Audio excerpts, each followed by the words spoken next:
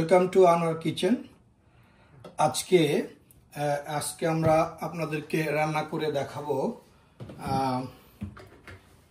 গরুর মাংস। সাথে থাকবে হলো পাতাকপির দিয়ে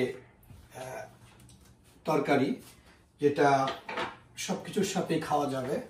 তো আমরা শুরু করছি। তেল দিয়ে দিলাম, এর সাথে কষানো হবে।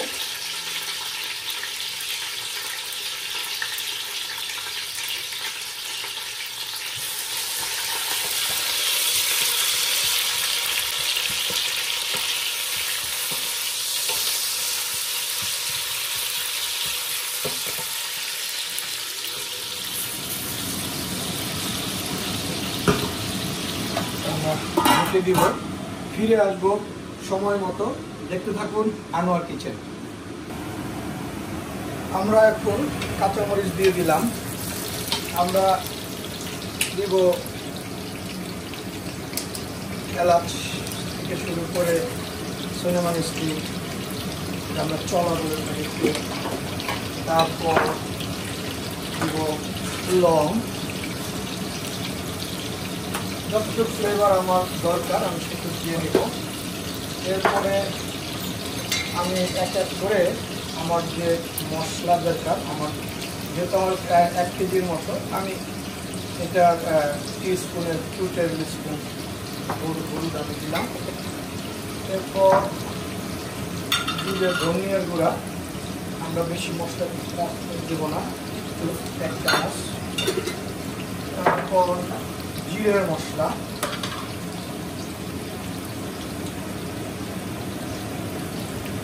চামচ।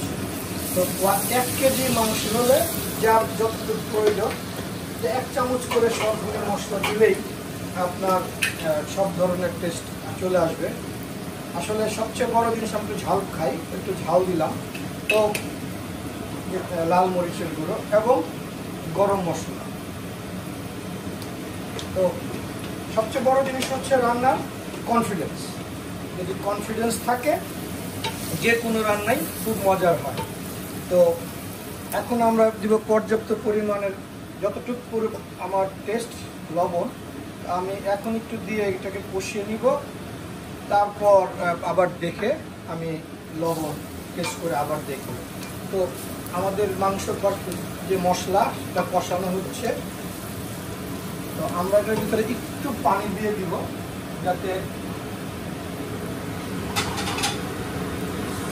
একটু ভালোভাবে পেঁয়াজটা মশলাটা কষানো হয়, যেহেতু এখানে সব গুঁড়ো মশলা।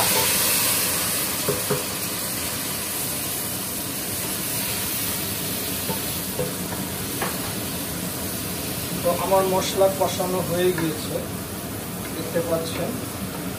আমরা এর ভিতরে মাংসটা এখন দিয়ে দিব। যথেষ্ট হিট চুলোতে।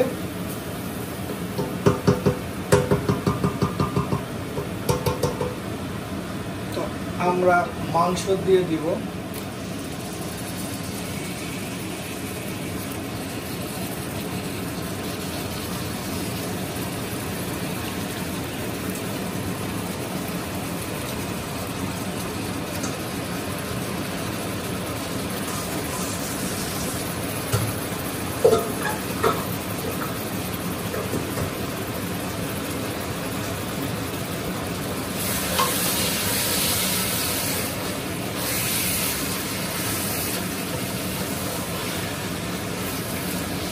আমরা মাংসটাকে মশলার সাথে মিশিয়ে দিলাম।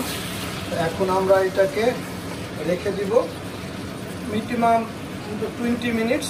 তারপর যখন আধা সিদ্ধর মতো হয়ে আসবে, তখন আমরা এর সাথে মিক্স করব আমাদের কফি, যেমন আমি বলেছিলাম যে পাতা কফি, এবং সাথে দিব কয়েক টুকরো আলু। যাতে দেখতে পাচ্ছেন যে আমরা এরপরে এই পাতা কফি আমরা এটার সাথে মিক্স করব। তো দেখতে থাকুন আনোয়ার কিচেন। ফিরে আসবো 20-25 মিনিটস পর। ফিরে আসলাম কিছুক্ষণ ধরুন 10 মিনিটস পর আমরা ফিরে আসলাম। মোটামুটি হলুদের যে মশলাটা এটা মাংসের সাথে মিশে গিয়েছে। তো আমরা আগে থেকেই আদা রসুনের পেস্ট করে রেখেছিলাম, এখন আমরা এই পেস্টটা আমি দিয়ে দিব।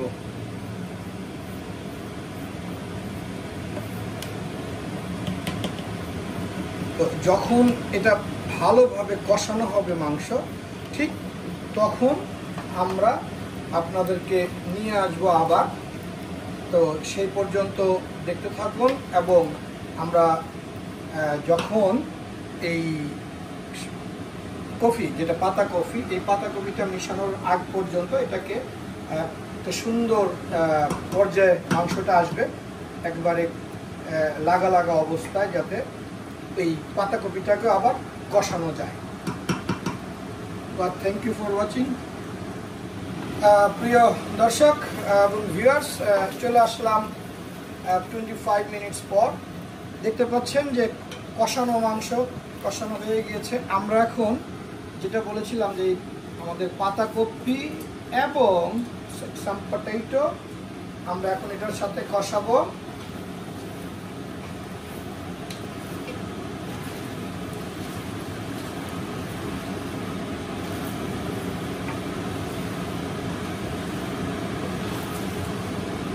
এরপর আমরা আবার ফিরে আসব, যেহেতু 15 মিনিট পর, কারণ এই পাতাকপিটার ভিতর থেকেও পানি বের হবে।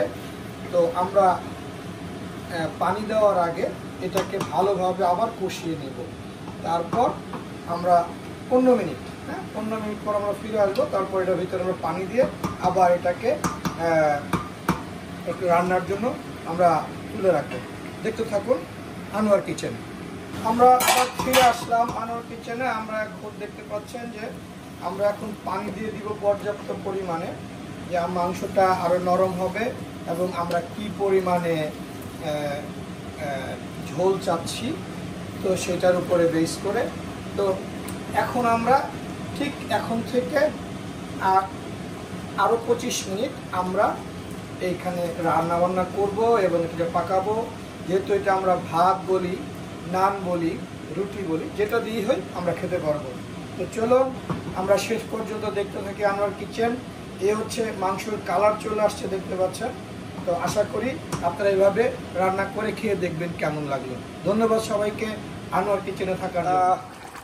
প্রিয় দর্শক, আনোয়ার কিচেনের সকল ভিউয়ার্সদেরকে শেষ পর্যায়ে দেখানোর জন্য নিয়ে আসলাম। এ হচ্ছে আজকে আনোয়ার কিচেনের গরুর মাংস দিয়ে পাতাকপি উইথ আলুর তরকারি। আপনারা দেখলেন এতক্ষণ। ভালো থাকবেন আনোয়ার কিচেনের সাথে।